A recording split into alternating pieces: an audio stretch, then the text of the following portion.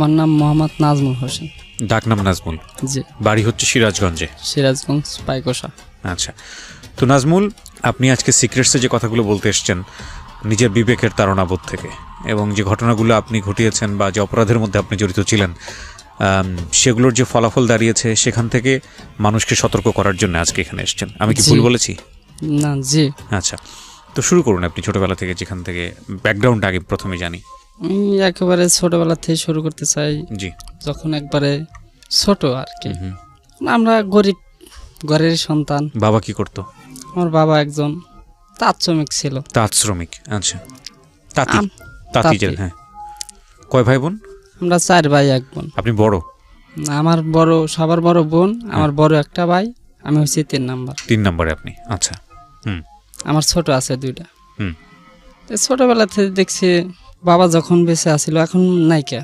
কোনোদিন কষ্ট করি নাই, যে খাওয়ার কষ্ট করি নাই। তাছাড়াও অনেক দিকে কষ্ট করছি, যেমন পোশাক আশাক, এদিকে ধরেন কারোর তা পরি নাই। ওই হয়তো 1 বছরে কিনে দিলে ওইটাই 2 বছর পড়ছি। জি। নিজেরটাই পড়ছি। জি। ফ্যামিলি 4 জন, আমরা 4 ভাই বোন। আর বাবা মা কাজের কোনো লোক ছিল না। বাবা একাই কাজ করতো, আমরা সবাই খাইতাম। আচ্ছা। তো অনেক কষ্ট করে দিনকাল চলছে।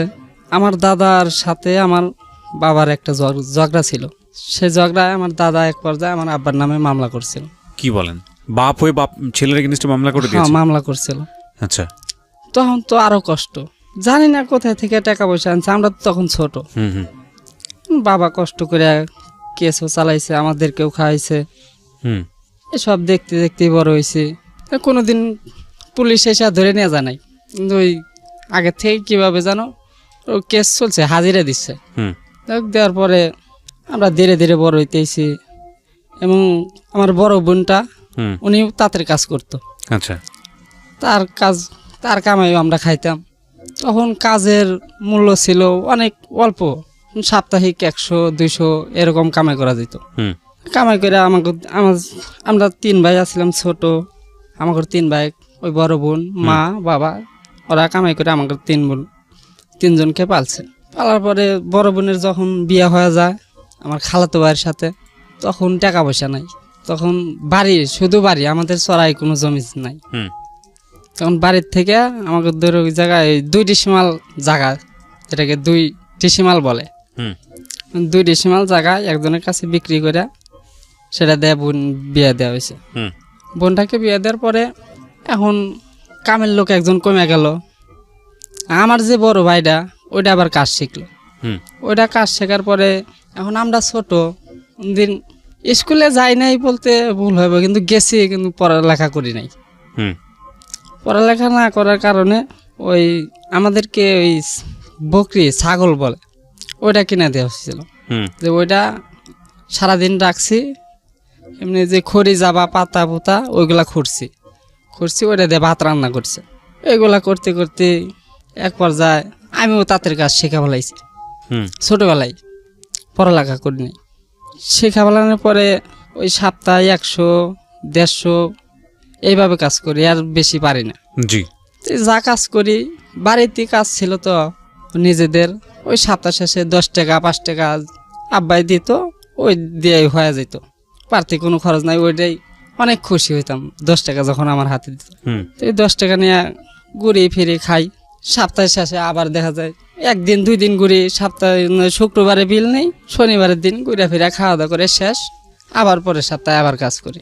এমনি করে ধীরে ধীরে বড় হওয়ার পরে 2007 সাল যখন এলাকা আমি ওই তাঁতের কাছে একটু উপর লেভেলের কাজ করি, যাই ওইটাতে কামাই একটু বেশি হয়, সপ্তাহে 500-700 টাকা কাজ করা যায়।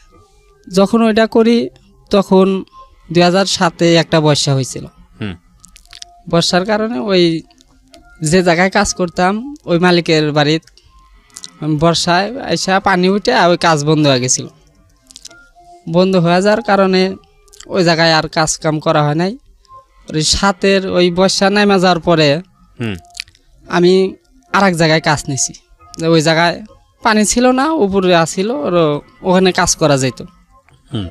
তো ওই জায়গায় কাজ করতে করতে ওই আমাদের আবার মেয়ে ওই কাজের হাতে মেয়ে মানুষ হইলো ওটাকে জোগাইলা বলে, ওই সুতা পাক দেয়, আমরা বুনাই, ওই মহিলা হলো সুতা পাক দেয়। যে আমার ওই তাঁতের পাশে একটা মেয়ে ওই সুতা পাক দিত, আমার মাঝে মাঝে জিগাইতো যে ওর আমার বাড়ির পাশেরই, ওটার নাম আমি বলতে চাচ্ছি না, যে বলছে যে ভাই আপনি কি কোনোদিন প্রেম করছেন? বলছে যে না আমি কোনোদিন প্রেম টেম করি নাই, ওগুলো আমি বুঝি না। আমি আমার বয়সে আমি তখন কোনো টিভির সিনেমা দেখা শিখি নাই আমি 2007-এ। ওই একদিন 2 দিন বলার পরে হঠাৎ একদিন ওই যে জাম গাছ আছে না, জাম গাছ, জাম ফল চেনেন না? ওই খুব জাম, ভালো করে চিনি, হ্যাঁ, হ্যাঁ, যদিও খাই না, আমি পছন্দ করি না তেমন একটা। যে ওই জাম গাছে উঠছি জাম পারতে, পরে ওই মেয়েরাও গাছে উঠছে জাম পারতে। পারার সময় দিয়েছে যে নাজমুল ভাই আপনারা তো অনেক দিন বললাম যে আপনি ভালোবাসেন না কিনা কাউকে, তা তো বললেন না, তো আজকে যদি না বলেন তাহলে আর আপনার সাথে আমি জীবনে কোনোদিন কথা বলবো না। তা আমি চিন্তা ভাবনা করে হাস্য করে বলছে যে আমি তোমাকেই ভালোবাসি। পরে এক পর্যায়ে মেয়েটা স্বীকার হয়েছে। স্বীকার হওয়ার পরে মানে খুব একটু সুবিধার ছিল না, কিন্তু ঝগড়া করতো, অল্প বয়স ছিল, ঝগড়া করতো বেশি। ঝগড়া করার কারণে ওনার সাথে খুব একটু পড়তো না। আর তখন ভালোবাসা কি জিনিস অতটুকু কিছু বুঝি না, ওই খালি বলছি যে ভালোবাসি, ওকে আমি বিয়ে করবো এই পর্যন্ত, ওর কি কষ্ট কি ফিল ওগুলা কিছু বুঝি নাই। না বোঝার কারণে ওই ওর সাথে চলতেছে। কিছুদিন চলার পরে আর একটা মেয়ে ছিল ওর সাথে ঘরে, ওর বান্ধবী, আমাদের বাড়ির পাশেই বাড়ি। আমার এক চাচতো ভাই উনি বলতেছে যে নাজমুল তুই আমার এর সাথে একটু প্রেম করে দিবি? তুই বলছিস যে আমি কীভাবে প্রেম করে দিব?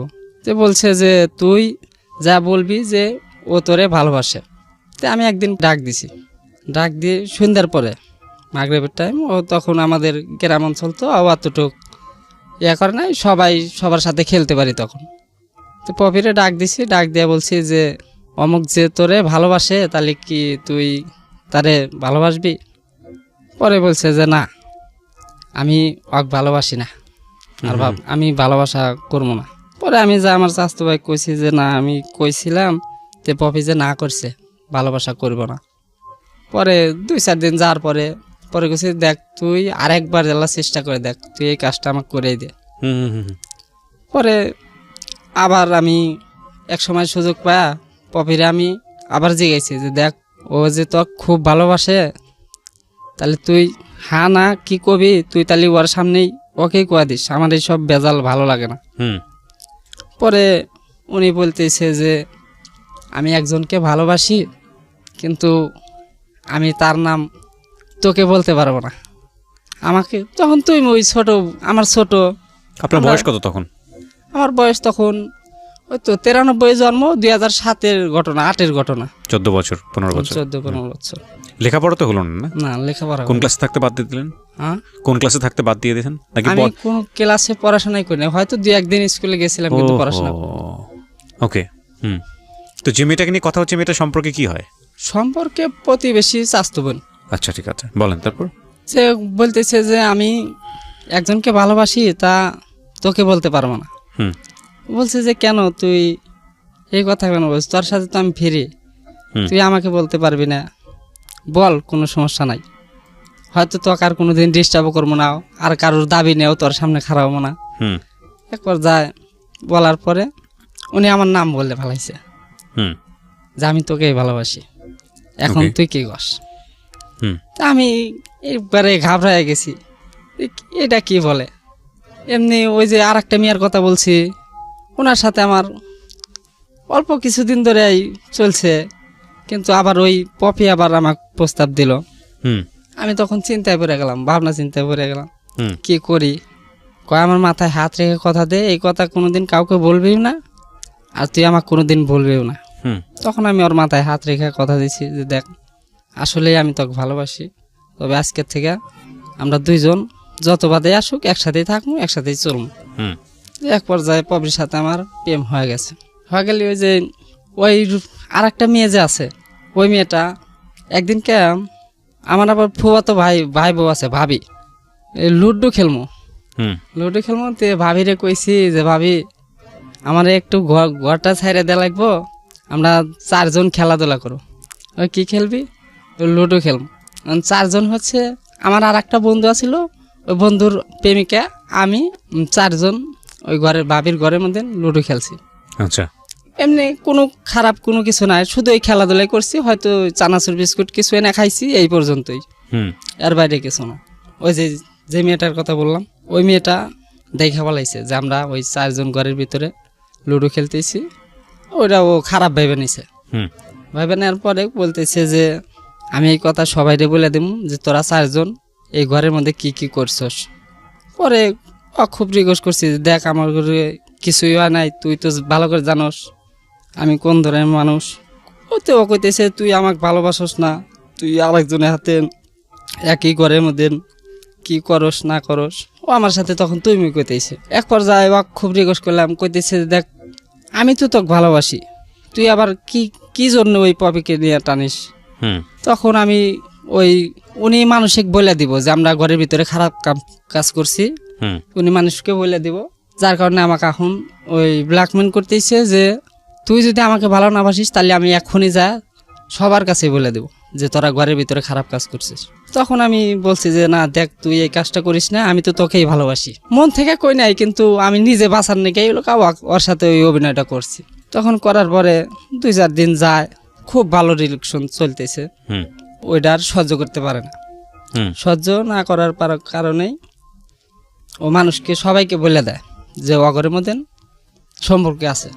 এক পর্যায়ে সবাই জেনে যায়, পাড়ার ভিতরে নিজের বাপ মাও জেনে যাওয়ার পরে ওই পপির একদিন ওর বাপ অনেক অনেক মার দিছে এই ঘটনার কারণে, যে তুই ওর সাথেই করিস। তখন বিশ্বাস করবেন না ভাই, ওরে মাইরা বুকের ভিতরে পাড়া দিয়ে রাখছে, সাপল একটা হাতে নিয়ে ওরে গাইতে ফেলাইবো এই ভয় দেখাইতেছে। ও নিজ থেকেই বলতেছে যে আমার জীবন যদি থাকে আমি নাজমুলের সাথে বিয়ে বসবো। মার দেওয়ার পরে তখন ও বলছে যে আমার জীবন থাকতে আমি নাজমুলের সাথে বিয়ে বসবো, আমি অন্য কারোর সাথে বিয়ে বসবো না।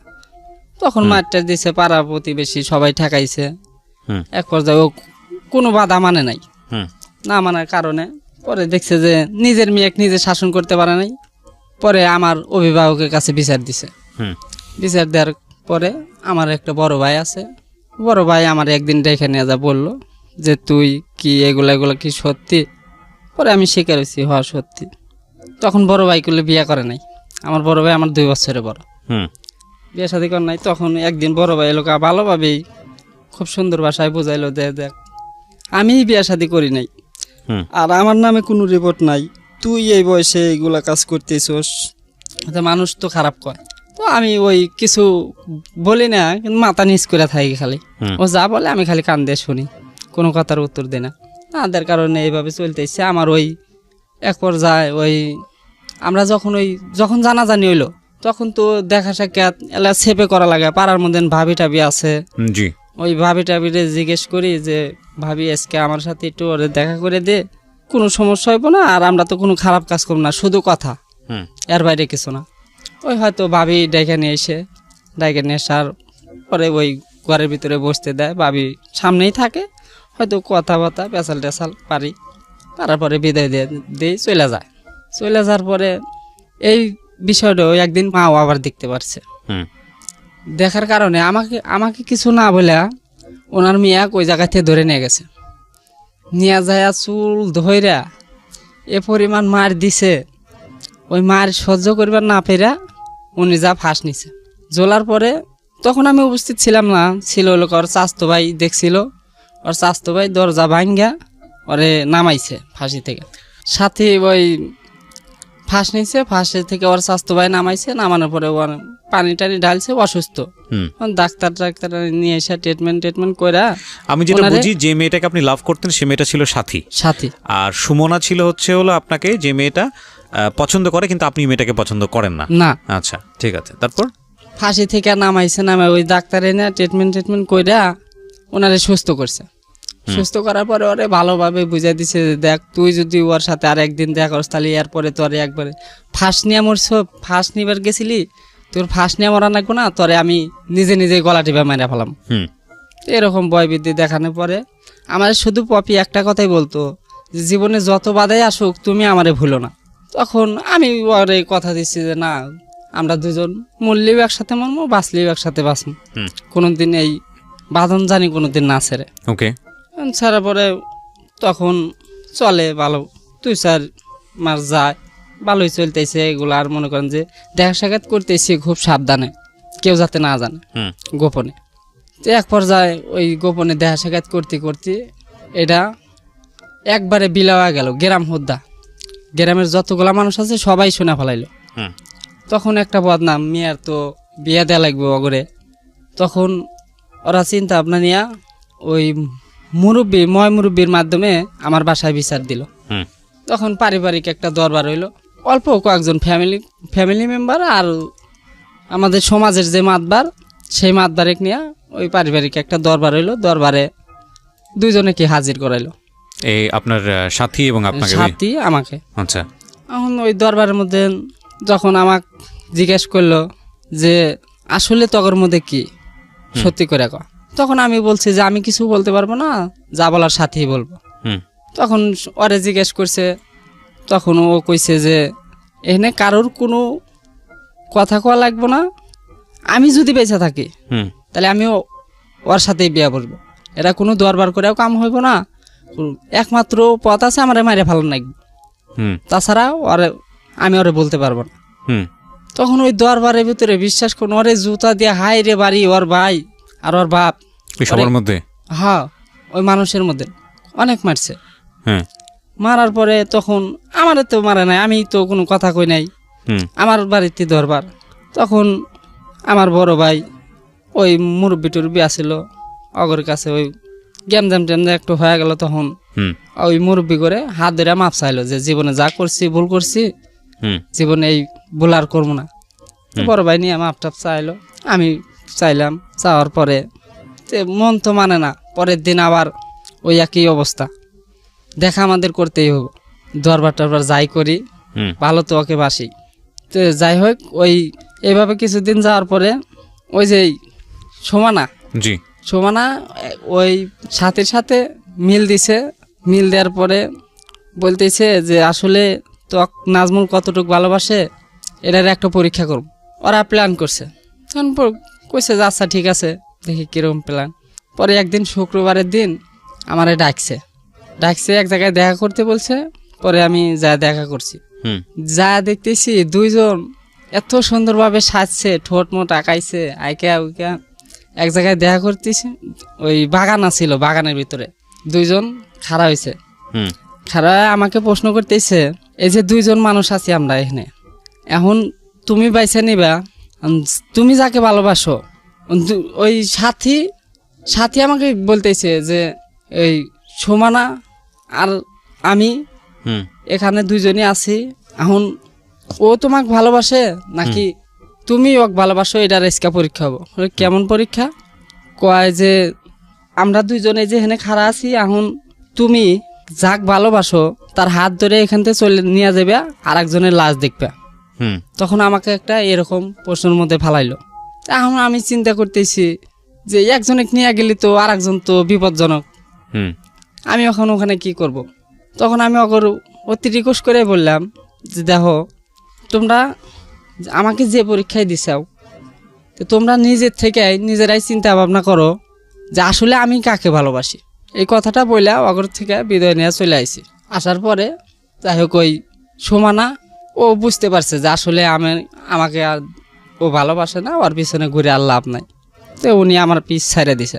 আমার সাথে ওই পপির সাথে খুব ভালো সম্পর্ক চলে। এরপরে 2-3 বছর পার হয়ে গেছে। পার হয়ে যাওয়ার পরে ওই আমার একটা বন্ধু ছিল, তো ওই বন্ধুর বাসায় আমি যাওয়া আসা করতাম। যাওয়া আসা করার সময় ওই বন্ধুর বোন আমাকে একটা চিঠি দিছে যে আমাকে ভালোবাসে। তখন আমি আর একটা চিঠি দিয়া ওই উত্তর দিছি, দেখো আমি তো অমুককে ভালোবাসি, আমি তো তোমাকে ভালোবাসতে পারবো না, সরাসরি না, কোনো ইঙ্গিত আকার ইঙ্গিত বোঝাই নাই, সরাসরি না করে দিছি। তো উনি মানে নাই, না মানার কারণে ওই চিঠি দিতেই থাকছে। ওই চিঠিগুলো আমি আর পরে কোনো রিপ্লাই দেয় নাই, ওগুলো নিয়ে গেলে ওই সিরা ফালাই দিছি, পড়ছি, সিরা ফালাই দিছি। অনেক আমি তো পড়াশোনা জানি না, আমার বন্ধুদের দিয়ে পড়াইছি, পরে পরে ফালাই দিয়েছি। তো আমি ওর কথা কোনো গুরুত্ব দিই না, না দেওয়ার কারণে ওই আমি আবার ওই আর এক জায়গায় কাজ করি। কাজ করার সময় ওখানে ওই সীমা নামের একটা মেয়ে আছে। তো ওই সীমা নামের একটা মেয়ে আছে, ওই সীমা নামের ওই মেয়েটা, ওনার সাথে আমার ভালো বন্ধুর মতো সম্পর্ক। ওনার সাথে একদিন এক রাস্তায় হাঁটতে হাঁটতে কথা কইতেছি। কথা করার সময় ওই যে বন্ধুর বোন, উনি আবার দেখা ফেলাইছে।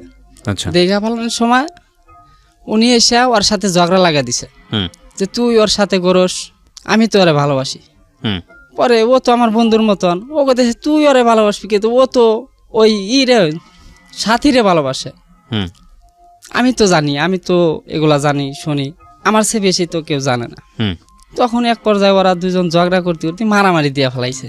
দুইজনই মারামারি দিয়ে ফেলাই। পরে এখন মিয়া মানুষ ওইভাবে তো সারা জানা, খুব রিকোয়েস্ট করে সারা সুরে দিয়া আমি আর ওই পথে যাই না, ওই বন্ধুর বাড়ির বাসায়ও যাই না, ওই পথে আমি ছাড়িয়ে দিছি। ছাড়িয়ে দেওয়ার পরে আমাদের ওই জায়গায় একটা বড় উরুস হয়, মলনাবাড়ি উরুস। সেই উরুসের ভিতরে ওই চুরিদুল মালা দোকান আছে।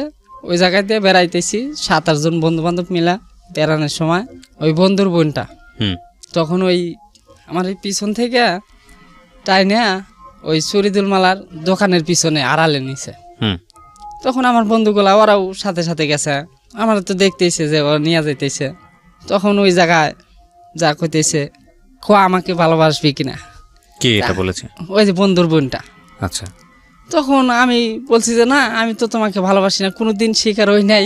আর তুমি এটা কেমন করে চিন্তা ভাবনা করো, তোমার ভাই তো আমার ভালো বন্ধু, তুমি এগুলা ভুলে যাও, এগুলা কোনো কিছু মনে করো না। তো এক পর্যায়ে পেঁচাল পুচাল পারার সময় মেয়েটা আমার একটা থাবুর মেরে দেয় গালে।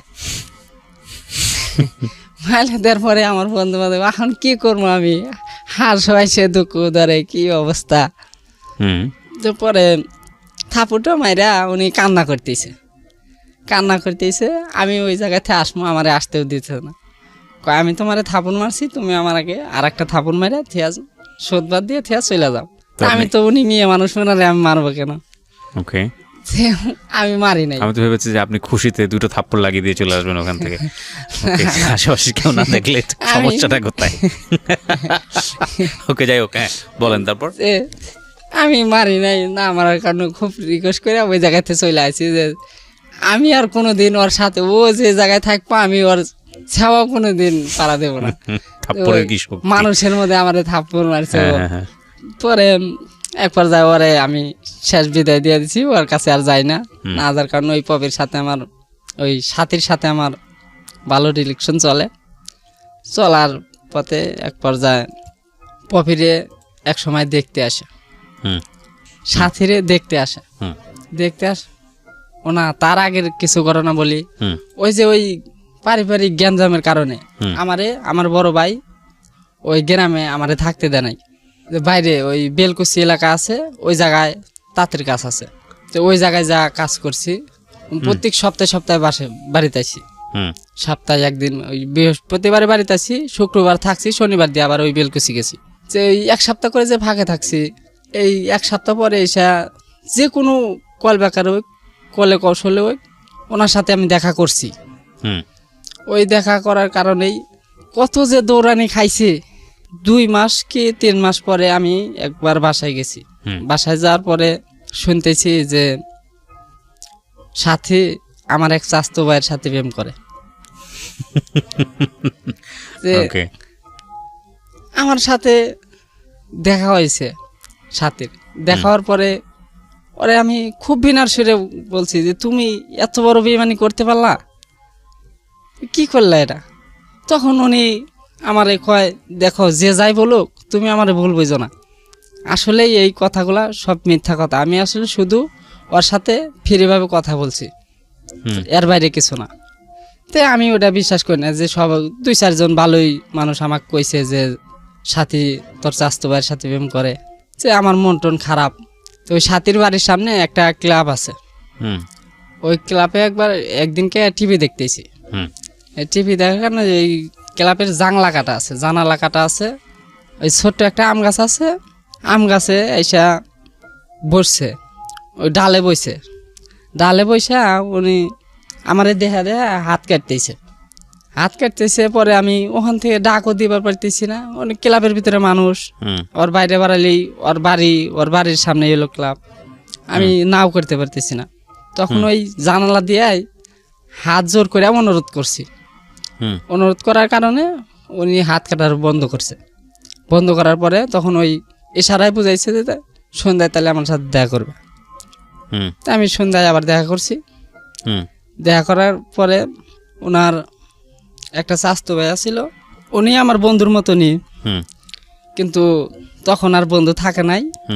ওই সন্ধ্যার পরে দেখা করার পরে ওর ভাই, ওর বাপ আর ওর বাড়ির মধ্যে যারা আছিল ছেলে মানুষ সবাইরে দিয়া একবারে আমারে গেট দিয়ে ফেলাইছে, একটা ধরে মার দিব আর কি। তখন আমি আবার পয়েন্টে 2-3টা বন্ধু সেট করে রাখছিলাম যে যেই জায়গাতে আসুক তুইরা আমার আগে খবর দিবি।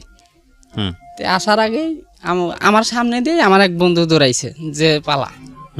তখন আমি তো দৌড়া পালাইছি এক দৌড়ে। সেদিন আর আমি বাড়িতে আসি নাই, একবারে বেলকুচি চলে গেছি সন্ধ্যার পরেই। বেলকুচি চলে যাওয়ার পরে আমি আর বাড়িতে যাই না। ওই তখন আমার ফুয়াতো ভাইয়ের একটা ফোন আসছিল, আর ওই সাথীর কোনো ফোন ছিল না। তো ওই সাথীকে আগেই বলা আছিল যে যদি কোনো দরকারে কোনো কথাবার্তা বলা হয় তো অমুকের ফোন দিও, এই যে নাম্বারটা দিয়ে গেলাম, ওই নাম্বার দিয়ে ফোন দিছে, কথাবার্তা ওই ফোনেই বলছি। বলার পরে ওই কিছুদিন পর আসি বাড়ির, এসে দেখা সাক্ষাৎ করছি। তো ভালোবাসা ওর প্রতি আমার কোনো দিন কমতি ছিল না, বাড়তি ছিল। ওনারও খুব আগ্রহ ছিল। আসলে কেন কি কারণে এমন হলো আসলে নিজেই জানি না।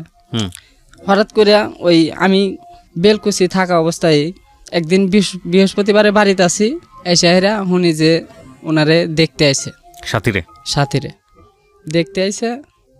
তখন আমি ওই ভাবি আছে, ভাবিরে দিয়া খোঁজ দিয়েছি। এখন তাহলে সাথী কে কয়, যেহেতু ওরে দেখতে আইছে তাহলে তো বিয়া শাদী দিয়া দিল তো সর্বনাশ। আমার ভিতরে খুব কষ্ট ফিল করতেছি আমি, যে পরে যদি বিয়ে হয়ে যায় তাহলে আমি কি করব। তখন আমি ওই ভাবিরে পাঠাইছি, পরে ভাবিরেও বলছে যে ওরে কোনো চিন্তা করতে বলিস না, আমি ওর আছি, ওরই থাকবো, শুধু দেখতে আইছে, এ তো আর বিয়া শাদী হয়েছে না, দেখে চলে গেলেই আমি ওর সাথে পালায়া যাব, এমন পালা যাওয়ার সিদ্ধান্ত নিছে। তখন আমার কাছে কোনো টাকা পয়সা আসছিল না। পরে ভাবি এসে বলছে আজকের দিনটা পার হলি তোর সাথে পালায়া যাব। যে আমি এখন চিন্তায় পড়ে গেছি, তাহলে আমি টাকা পয়সা পাবো কোথায়? টাকা পয়সা জোগাড় পাতি না পাওয়ার কারণে তো চলে গেছিল কাইয়েত হসপিটালে যায়। এক নার্সে ওই আমি তখন কোনো হসপিটাল চিনি না, শুধু একটা হসপিটাল চিনি, সেটা হলো সিরাজগঞ্জ আবিসিনার হসপিটাল।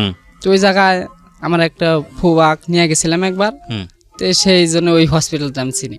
তা আমি তো তখন পাগল যে ওর বিয়ে হয়ে গেলে তো আমি বাঁচবো না, ওরে তো আমার বিয়ে করতে হবে, আর টাকা পয়সা তো খুব দরকার। তখন আমি যায় ওই নার্সরে ডাইকে আড়ালে নিয়ে গেছি, নিয়ে যায় ওর পা জড়ায় ধরছি যে ম্যাডাম আমার কিডনি বেচা হলেও আমার কিছু টাকা দিতে হইব, আমার টাকার খুব প্রয়োজন। তখন উনি ওই আমারে তুলছে, পা জড়ায় ধরছি, ওখান থেকে তুলা ওই হসপিটালে কোনো কথা না বলে পরে কইছে যে তুমি রাত 10টায় আমার সাথে দেখা করো, 10টায় ছুটি পাবো, আমার বাসায় আমার বাসায় নিয়ে যা, তোমার সাথে আমি কথা বলবো। তখন ওই আমি রাত 10টা পর্যন্ত ওই হসপিটালে ওয়েট করছি। ওই 10টা পর্যন্ত ওয়েট করার পরে ওই নার্স আমাকে ওনার বাসাত নিয়ে গেল, নিয়ে যা ওই সব বিস্তারিত শুনলো যে আসলে টাকা পয়সা দিয়ে কী করবা, কী জন্য কিডনি বেচবা, এরাও কি কোনো কথার মতো কথা হইলো, এত ছোট বয়স। তো অনেক ভালো মন্দ বোঝানোর পরে আমি সব কিছু এ টু জেড ভাঙ্গিয়া চুরা ওনারে আমি বলছি। পরে উনি আমারে একটা নাম্বার দিছিল, আর উনি বলছিল যে তোমার এ টু জেড যত খরচা সমস্ত কিছু আমি দিব, তুমি মায়ারে আমার এই বাড়িতে নিয়ে এসো, আমার এই রুমে নিয়ে এসো। তখন আমি ওখান থেকে রাত 11টা সাড়ে 11টার দিকে শহরে আবার ব্যাক করছি। ব্যাক করিয়া বাড়িতে ফিরছি। বাড়িতে ফিরে দেখি ওইরকম ধুমধাম অনুষ্ঠান। সেদিন ওরে শুনতেছি যে নিয়ে যাব, এখনো নিয়ে যায় নাই, বরপক্ষ আছেই, পছন্দ করছে নিয়ে যাব। তখন আমি আর কি কান্না ছাড়া আর কোনো উপায় নাই, তখন কান্না করতেছি, পাশে কেউ ছিল না, বন্ধু বান্ধব কারো খোঁজও নেই। তখন একা একা বসে কাঁদছি। আর অত তো সাহস নাই যে বাড়ির ভিতরে যায় পাগলামি করবো, অতটুকু মাথার ভিতরে কাজ করেনি। যে যাই হোক নিয়ে গেছে। আমার তখন বাড়ির পাশে একটা বাগান ছিল, ওই বাগানের ভিতরে বসে থেকে আমি কান্না করতেছি। কান্না করার পরে রাত 1-1:30টার দিকে ওরে বিদায় দিয়ে দিল। আমি ওই খালি ওই রাস্তার পাশ থেকে দেখতেছি, কিন্তু কিছু বলতে পারতেছি না। না বলার কারণে ওই ওর যে একটা চাচাতো ভাই ছিল ইসমাইল, উনি আমার বন্ধুর মতো ছিল। 2-4 দিন যাওয়ার পরে উনি আগে ওই ঢাকা থাকছে, ঢাকা থেকে ওই ডেন্ডি খাওয়া শিখছে। ডেন্ডি খাওয়া শেখার সময় ওই ঢাকা থেকে চাকরি ছেড়ে যায়। ওই আমার তো তখন কষ্টবোধ কিছু জানে, ওরই চাচাতো বোনের সাথে আমি প্রেম করছি। তখন ওই ডেন্ডি নিয়ে গেছে, নিয়ে যা বলতেছে তুই এই জিনিস খা। ও খায়, তখন আমি খাইছি। খাওয়ার পরে দেখতেছি ওই জিনিস খায়া আমি আরো বুক ফাড়াইয়া চিক করে পারছি। ওই চড়ার ভিতরে কেউ ছিল না, ও ছিল, আমি ছিলাম, আর একটা বন্ধু ছিল, 3 জন। ডেন্ডি খায়া ওই দিন দুনিয়া সবকিছুই ভুলা যায়, শুধু ওই স্বপ্ন দেখছি। স্বপ্ন দেখে ওই চিক করে পারছি। এখন কি চিক করে পারি, ওই ডেন্ডি 2-1 দিন খাই।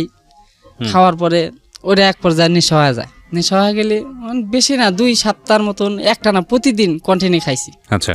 খাওয়ার পরে আমি আরো 2-3টা পোলাপান অগরেই খাওয়া শিখা ফেলাইছি, ওই অর্থে শিখাইরা। শিখা ফেলার পরে একদিনকে শুক্রবারের দিন আমি যা করে শিখাইছি ডেন্ডি খাওয়া, ওরা আমারে না বইলাই ওরা 3-4 জন মিলা কিনছে, কিনা চড়ার ভিতরে পাট ক্ষেতের ভিতরে বৈশা খাইছে। খাওয়ার পরে ওর বড় ভাইরা দেখছে, দেখা ওই ওরা 3 জনে কি দইরা গাছের সাথে বান্ধা থইছে, বাড়ির ভিতরে এনে বান্ধা থইছে। আমি তো সে জানি না যাই না, আমি আইসি এলাকা ওদেরকে আবার ওই বাকি খাওয়াইছিলাম, যে আজকে আমি খাওয়াইছি, কালকে অমুক দিন তুই খাবি, তাহলে আজকে তোর ডেট আছে, তুই খাওয়াবি।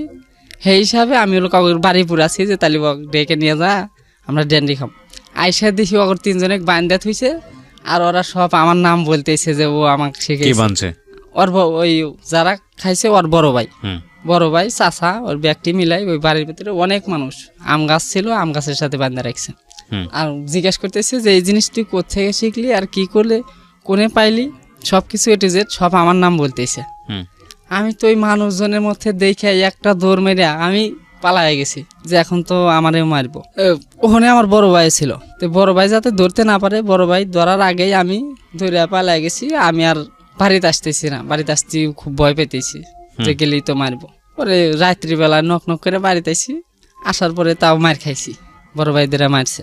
মারার পরে তখন আর কি বোঝাইলো যে আর এগুলা খাবি না, বুঝ মানি না। 2-4 দিন খাইছি। খাওয়ার পরে এক পর্যায়ে ওই ডেন্ডি নেশা। একজন এত সুন্দরভাবে আমাকে আমার ভুবতো ভাই একদিন নিয়ে বোঝাইলো, তখন আমি তোবা পড়লাম। আমার তোবাই পড়াইলো, তুমি আর কোনোদিন ডেন্ডি খাইবা না, এটা খালি মজকে সমস্যা হয়, যে তুমি আর কোনোদিন এগুলা খাও না। ভালোভাবে বস্তু দিল, আমি ভাইয়ের কথা দিলাম যে আমি আর আসলে এগুলা কোনোদিন খাবো না, এগুলা আজ পর্যন্ত কোনোদিন খাইও নাই। তারপরে ধীরে ধীরে ওই শিখছি, গাঞ্জা খাওয়া শিখছিলাম। গাঞ্জা খাওয়া শেখার পরে সাপ্তাহিক 1 দিন 2 দিন এবার করে খাই। খাওয়ার পরে ওই রাস্তার গাবারে তখন একটু বাঁশি ছিল, আমার বাঁশের বাঁশি, ওই বাঁশি বাজাই। খাল আছে আমাদের বাড়ির পাশে, খাল আছে রাস্তার হাতে খাল, ওই বাগানের ভিতরে বসে এই বাঁশি বাজাইতেছি। তো আমাদের এলাকার এক বড় ভাই একদিন আমাকে ডাক দিল রাইতে, ডাক দেয়া বলতেছে ওই যে একটা মেয়া যাইতেছে, দেখতো, যা জিজ্ঞেস করবি যে মেয়েটার বাড়ি কোথায়। মেয়েটা আমার বয়সের বড় ছিল, আর যে বড় ভাই ওনার সেম বয়স ছিল। পরে যাই আমি জিজ্ঞেসি যে আপু আপনার বাসা কোথায়, পরে বলছে যে সিরাজগঞ্জ। পরে আমি এসে বলছি যে ওনার বাড়ি সিরাজগঞ্জ। পরে ওই বড় ভাই আমার সাথে নিয়ে গেছে, কয় আয় আমার সাথে আয়। পরে গেছি, যাওয়ার পরে বাড়িঘর ছাইরা রাস্তার ভিতরে, রাস্তার হাতে যে বাড়িঘর আছে, ওই বাড়িঘর ছাড়া ছাইরা যাওয়ার পরে আড়াল এক জায়গায় ফাঁকা রাস্তায় ওই মেয়েটারে টাইনা ধরছে। কে? ওই যে আমার ওই প্রতিবেশী এক বড় ভাই। টাইনা ধরার পরে ওই কইতেছে যে আয় আমার বাসায় আয়া। পরে ওই মেয়ের তো দেখি ওইরকম রাগ, ওইরকম গরম দিতেছে যে তুই শহরে কোনোদিন গেলি। ও আবার সিএনজি চালাইতো তখন, ওনার শহরে যাইতেই হবে। তখন কইতেছে যে তুই শহরে গেলি, তোর কাল্লা কাইটে নেমু, তুই আমার রাস্তার ভিতরে টাইনা ধরস, আমি কোথায় যাই না যাই, তুই আমার ধরার কিসের কি, এরকম গালাগালি করার পরে ডাহাডা এই অবস্থায় আর একটা লোক আইছে। লোক আসার পরে ওই হেলোকো হাতে হাতে থেকে ওই আর ওই এলাকার ওই বড় ভাই আর ওই যে লোকটা আসলো ওই ওনারেও বলছে, তা আমি তো তখন ওদের মেলা ছোট, আমি খাই চায় চায় দেখতেছি, তো আমারে ওই যাইতে দিচ্ছে না, কোথায় তুমি আইসো, তুই আয় আমার সাথে আয়। পরে ওই মেয়েটারে এক পর্যায়ে টাইনে নিয়ে যায়, ওই যে পাশে যে লোকটা আইছে ওনার ঘরের ভিতরে নিয়ে গেছে। আচ্ছা, হ্যাঁ, টাইনে জোর পূর্বে নিয়ে যাওয়ার পরে অর্থেনে আসলে সত্য বললো যে তুই আসলে এই গ্রামে কি জন্য আইসোস, তুই সত্য যদি বলস তাহলে তোরে আমরা ছাড় দিমু, আর যদি মিথ্যা কথা বলস তাহলে তোরে ছাড় দিমু না, তোরে নষ্ট করে ছাড়ে দিম। তারপরে তখন মেয়েটা সব কিছু খুলে বললো যে আসলে আমি এই জায়গায় একটা প্রেম করছি, ফোনে প্রেম করছে, প্রেম করে ওই চ্যাংড়ার সাথে দেখা করতে এসে, তো ওই চ্যাংড়ার সাথে দেখা করার আগেই মোরা এলাকা আমাকে রাতে পড়ে গেছে।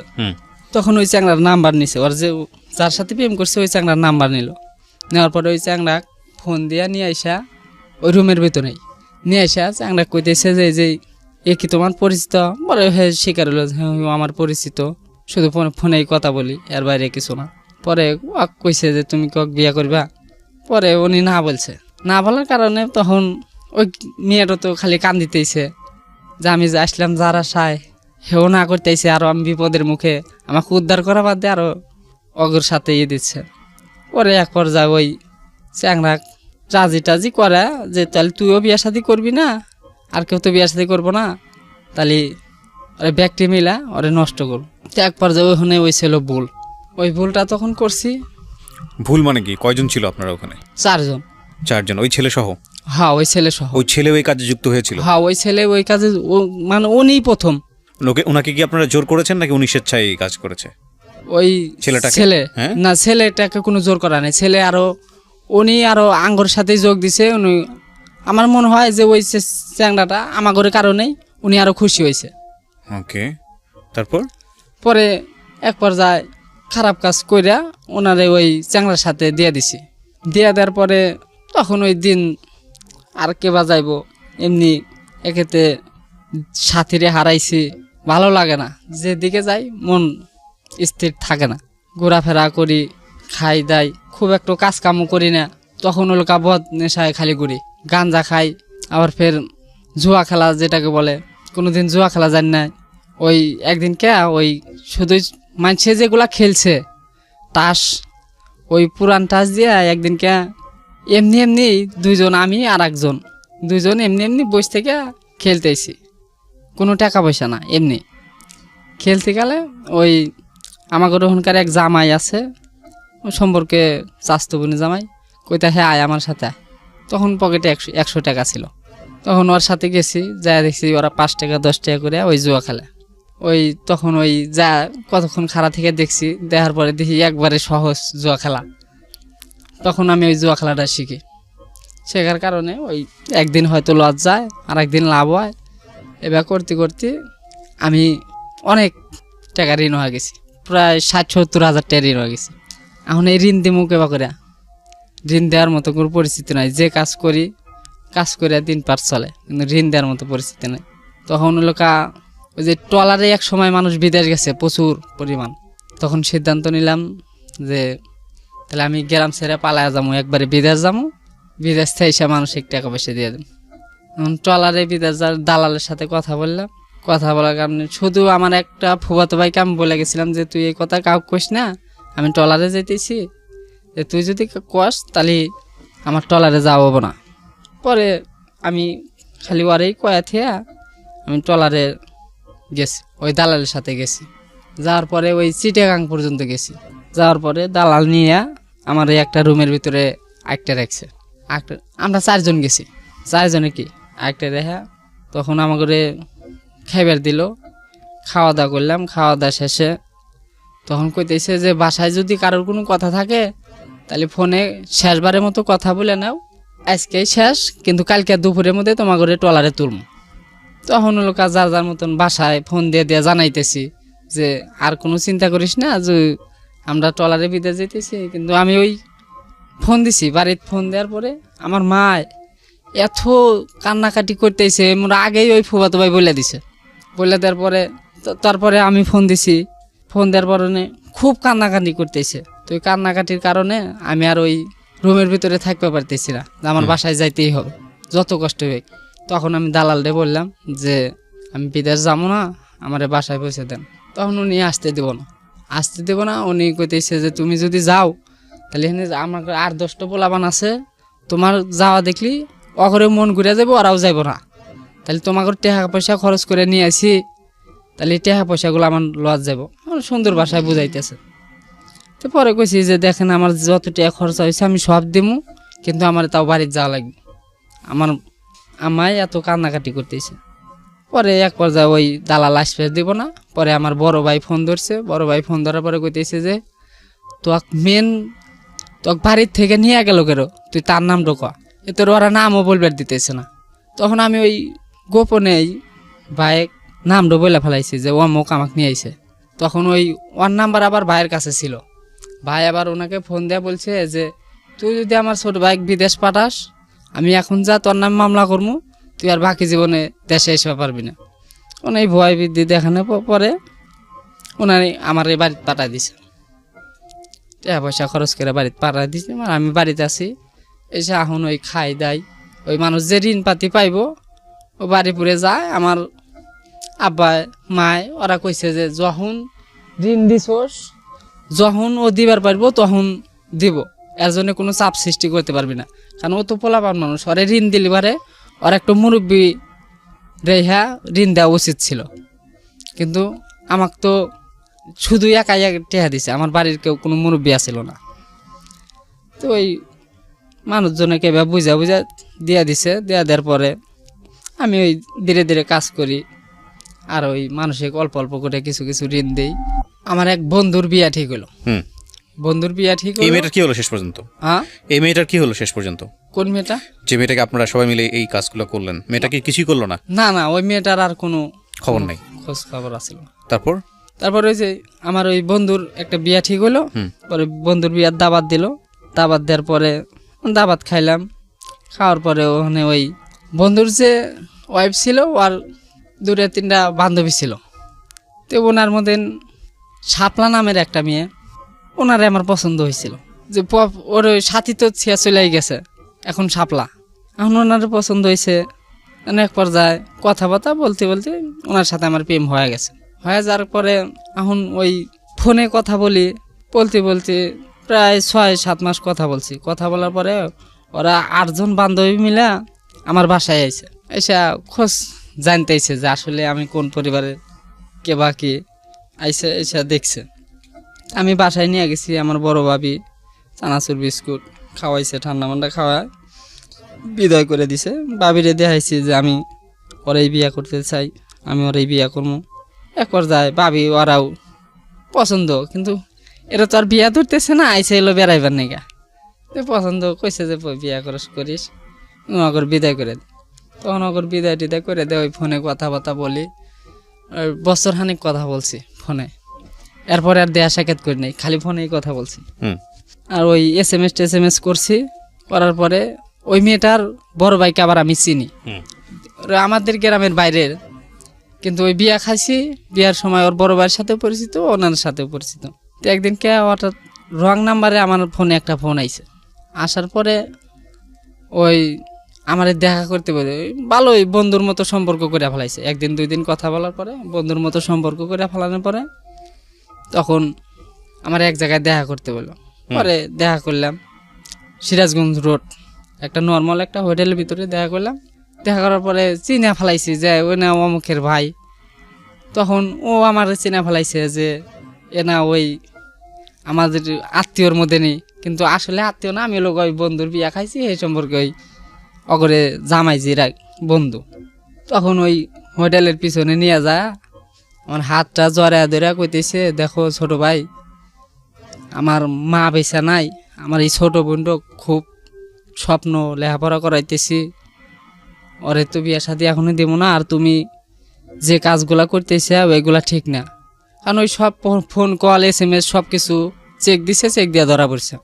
তখন আমারে বুঝাইতেছে, আমার খুব অনুরোধ করতেছে যে তুমি শাপলারে ভুলে যাও, শাপলারে যত কিছু কোয়া নাকি আমি কমু, তুমি খালি শাপলার সাথে আর কোনোদিন কথা কই না। আমার অনেক স্বপ্ন, আমার বোনেকে আমি লেখাপড়া করাম। তো আমি এক পর্যায়ে ওর রিকোয়েস্টে আমার মনটা নরম হয়ে যায় যে যাই ওরে আমি ছাড় দিয়ে দিম। পরে শাপলা ফোন দেয়, আমি আর ফোন টোন ধরি না, না ধরে SMS এর মাধ্যমে ওরে আমি না করে দিই। তখন আমি বেঈমান সাজি, বিশ্বাসঘাতকতা করি। করার পরে ওই শাপলা ফোন টোন দিলে ওই ফোন নাম্বার ব্ল্যাক লিস্ট আর SMS দিয়ে দেয়, খুব দুঃখের কষ্টের SMS দেয়।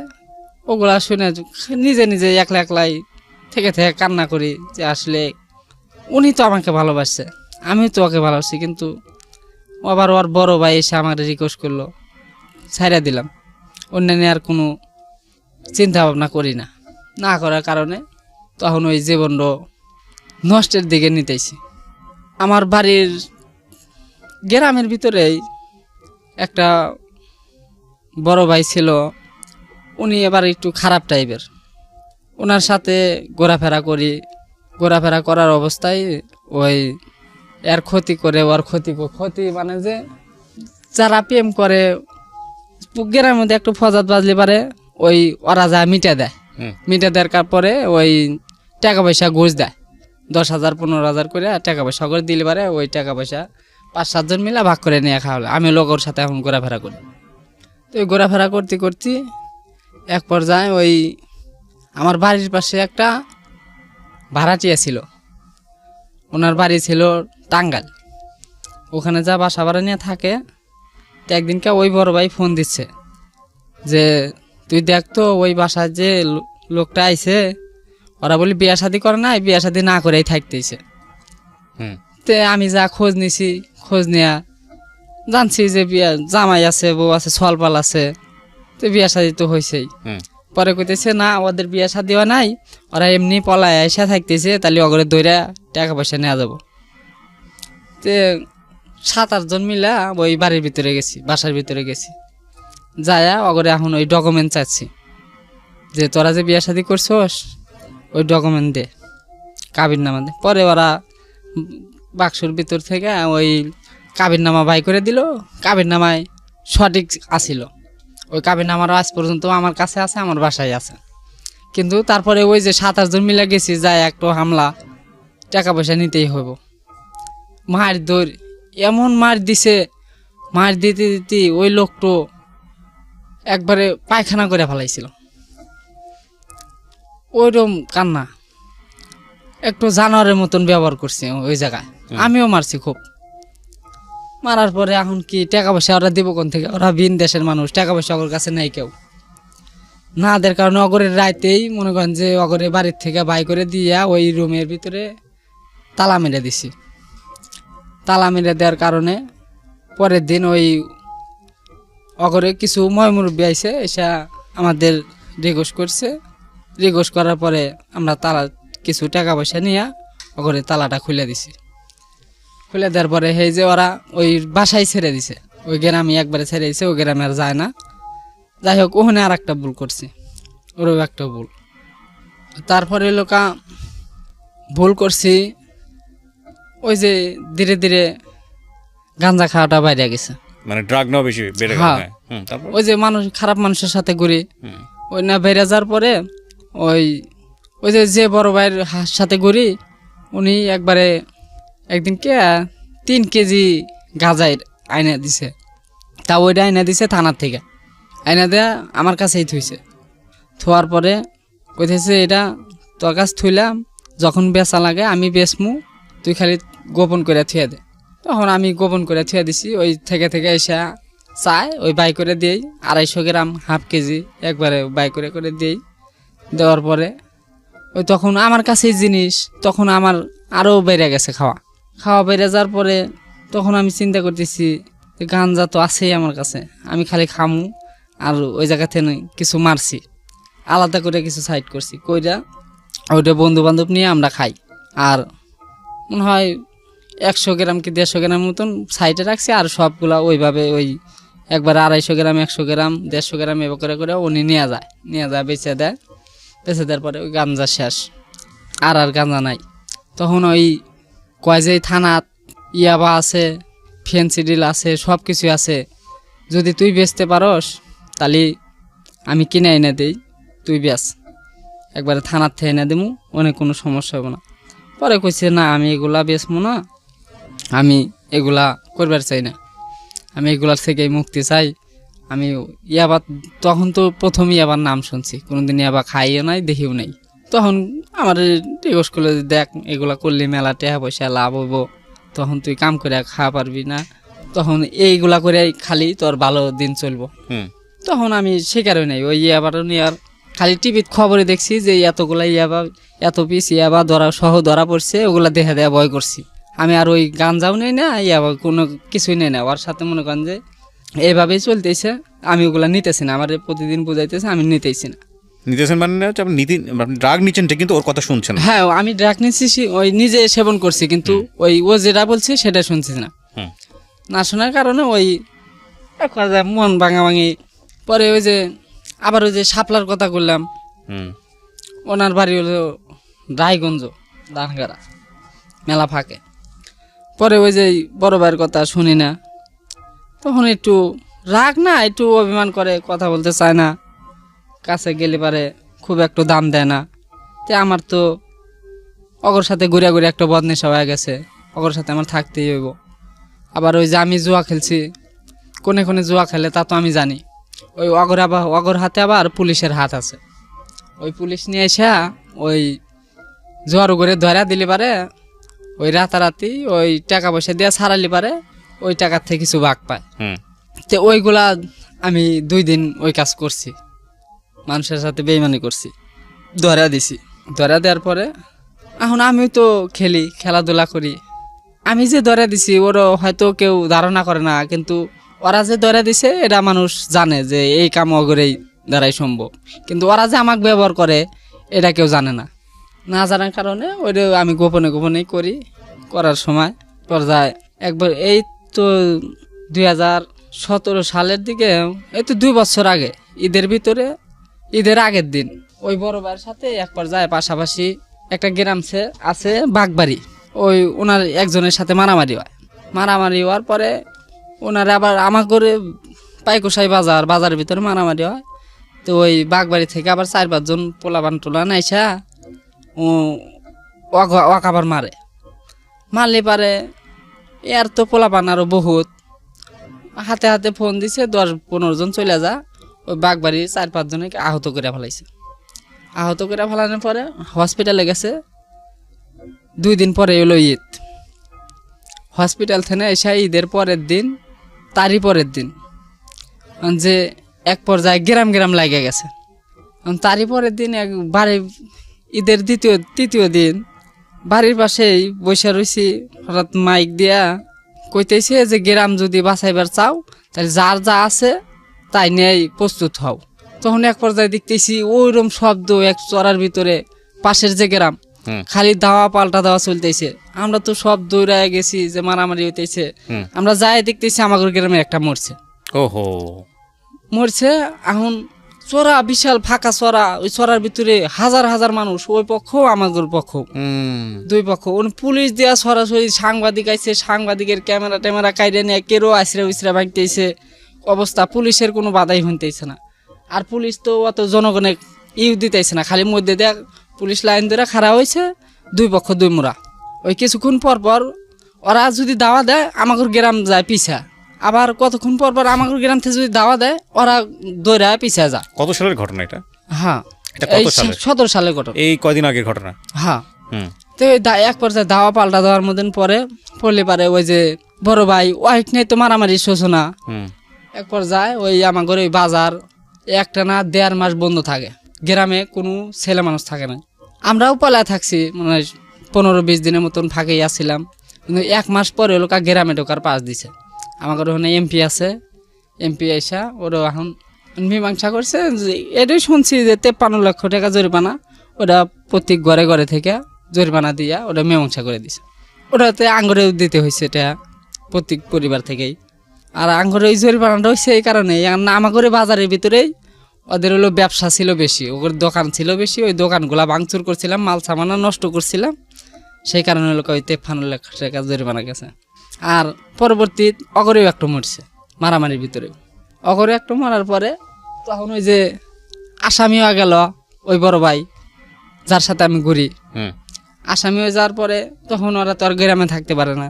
যতই মিটুক জরিপানা জয় দেয়, অগরের নামে কেস ওঠে নাই। গ্রামের যে মানুষের নাম ওইগুলা তুলে নিছে, কিন্তু ওই মেন আসামির নাম তুলে নাই। যার কারণে ও আর গ্রামে থাকতে পারে না। ওর এখনো মনে হয় বর্তমান ঢাকা শহরেই আছে, কিন্তু ও আর গ্রামে থাকতে পারে না। যার কারণে ওর সাথে ওই মেশা বন্ধু হয়ে গেছে। এখন ওর কোনো খোঁজ খবর আমি নেই না, ও আর আমার কোনো খোঁজ খবর নেয় না। আর আমি যে ওর সাথে ঘুরছি খুব একটা মানুষ জানেও না, মানে অল্প কিছু মানুষ জানে, কিন্তু অত ভালো করে মানুষ জানে না। যাই হোক, এক পর্যায়ে ও দেশ থেকে পড়ছে। আমি বুঝি যে এক পর্যায়ে হিসাবে বাইসাই গেছি, নাহলে ও থাকা কালান্তে আরও অনেক বড় অপরাধ করে হালাতে সময় লাগলো না। যাই হোক, আসার পরে এখন চিন্তা ভাবনা করি ভালো থাকে না যে জীবনটা কি এভাবেই কাটবো নাকি জীবনটা চেঞ্জ করতে হইব। এখন জীবনটা চেঞ্জ করবারও পারি না। বাইরে বাড়ালি ওই জাগর সাথে সঙ্গ অগরেই মুখ দেখা লাগে, আর অগর সাথে এলাকা মেশা, ভালোর দিকে যাইবারই পারি না। না যাওয়ার কারণে এখন ওই গ্রামেই পালম চালানো অবস্থায় আর একটা মেয়ের সাথে এলাকা দেখা সাক্ষাৎ। কিন্তু না, এটা রেজাল্ট কি দাঁড়ালো? এই মেয়েটার রেজাল্ট কি দাঁড়ালো? ওই শাপলা, ওই যে ফোন নাম্বার ব্ল্যাকলিস্ট, কোনো SMS এর মাধ্যমেই ক্ষমা প্রার্থী, কিন্তু আমাকে ওই খুব SMS দিয়ে খুব কান্নাকাটি করছে। এরপরে কি হয়েছে আপনি জানেন না? এরপরে ওর কোনো খোঁজ খবর নেই। ওর ভাই আমাকে খুব অনুরোধ করছে, এত রিকোয়েস্ট করছিল, কিন্তু আমি ওর ভাইয়ের কথাই গলে গেছিলাম। পরে ওই এখন তো বিয়ে শাদী তো করতে হবে, বড় হয়ে গেছি, ধীরে ধীরে বড় হইতেছি।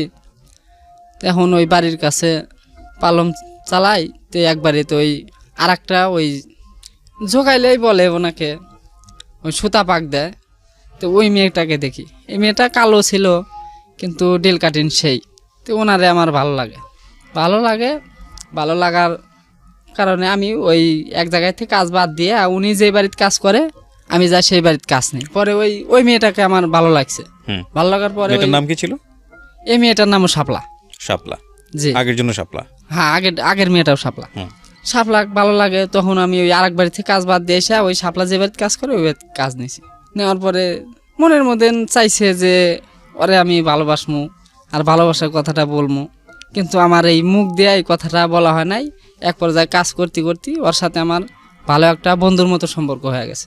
বন্ধুর মতো সম্পর্ক হয়ে গেলে পারে আমি আর ওই ভালোবাসি কথাটা বলতে পারতেছি না, কারণ ওই যদি বন্ধুত্ব নষ্ট হয়ে যায় সেই কারণে আমি ওনাকে ভালোবাসার কথা বলি না বলার কারণে এক পর্যায়ে একদিনকে অনেক দিন চলার পরে একদিনকে উনি আমার ওই শাপলা আমাকে ফোন দিছে। ফোন দিয়ে বলতেছে যে আজকে আমার সাথে এক জায়গায় যাওয়া লাগবে।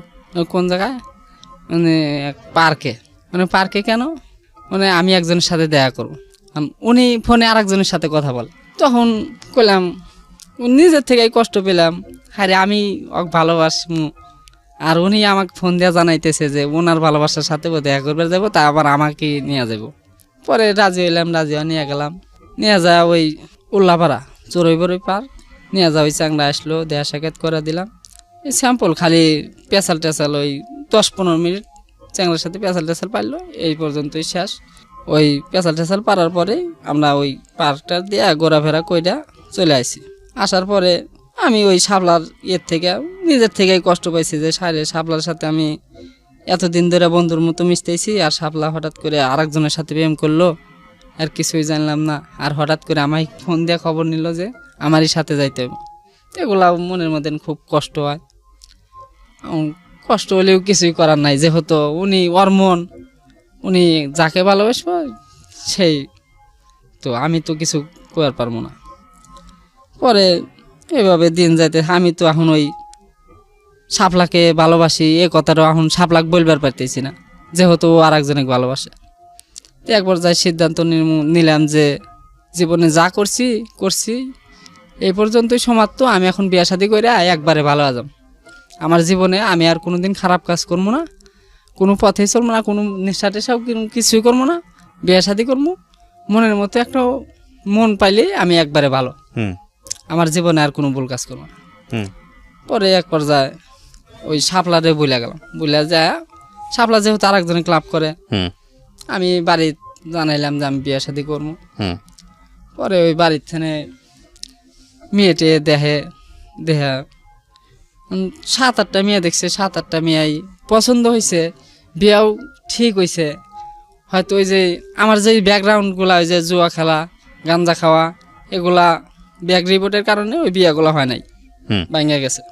ভাঙ্গা যাওয়ার কারণে 7-8টা বিয়া ভাঙছে এইভাবে।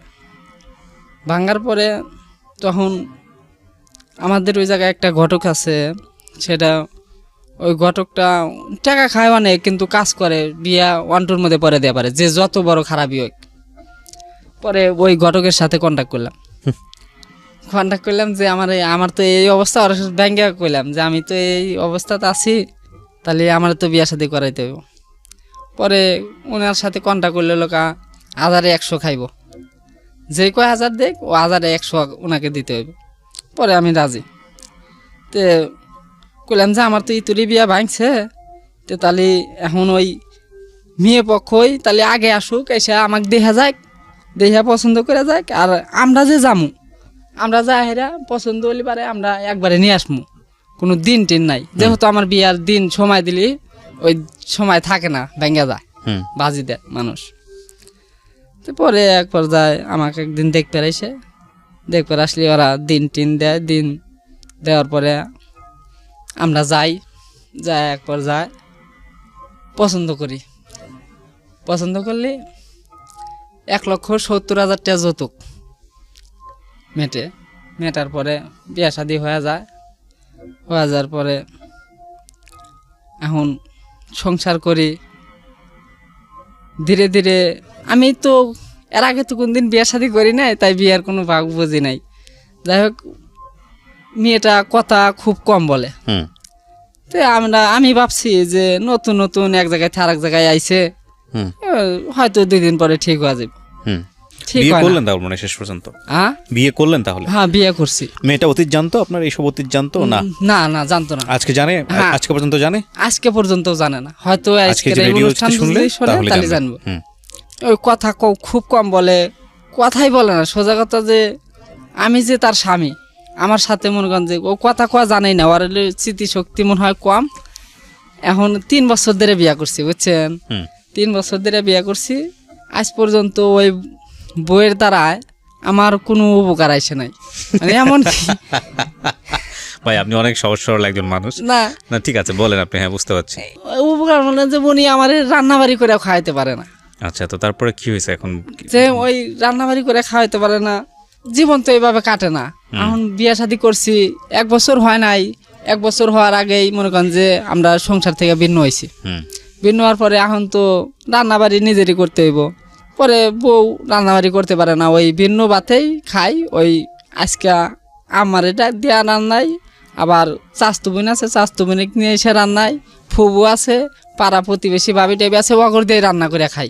কিন্তু ওই আমার বউ কোনোদিন রান্না করতে পারে না, তো কোনোদিন শিখবো না। ওই ওয়াক যদি রান্নাবাড়ি করতে দেয়, ওর কাছে বসে থেকে ওই যে জিনিসটা দেখা দিব, ওই সেই জিনিসটাই দেওয়া পারবো, বুঝছেন? আরো ওর নিজের জ্ঞান থেকে ও কোনো কিছু দেওয়া পারবো না, দেওয়া পারেও না, আর কোনো কথাবার্তা কওয়া পারে না। এমনি বোকা না, কিন্তু মেয়েটাও খারাপ না, কিন্তু ও বোঝে কম, ওর স্মৃতিশক্তি কম, এর নিয়ে সংসার করা খুব কষ্ট হয়ে গেছে। আচ্ছা, এই হচ্ছে আপনার জীবনের ঘটনা। হ্যাঁ, এখন কেন বললেন আজকে আপনি এই রেডিওতে এসে, সিরাজগঞ্জ থেকে রেডিওতে এসে কেন এই কথাগুলো বলতে গেলেন? এই কথাগুলা বললাম আসলে ভুল তো মানুষ মাত্রই তো ভুল, কারোর জীবনে কম, কারোর জীবনে বেশি। তা আমি যে ভুলগুলা করছি, এটা তো বিশাল বড় ভুল। এই ভুলের তো কোনো তুলনাই হয় না। তারপরে ওই যে আপনাদের এই রেডিও অনুষ্ঠানগুলো আমি হয়তো ওই যে বুধবারে, রবিবারে এই অনুষ্ঠানগুলো সরাসরি আমি শুনতে পারি না, কিন্তু আমাদের ওই জায়গায় কম্পিউটার থেকে তুলে নেওয়া শুনি। শোনার পরে ওই মিলন ভাই নামের একজন জীবন গল্প বলছে, ওই জামদানি শাড়ি মহাজন মনে হয়, তো ওই সিলেটের একটা ওই যে রেপের ঘটনাটা শুনছি, শুনে ওটা মনের ভিতরে আবেগ জাগছে যে আসলে এটা তো খুব খারাপ।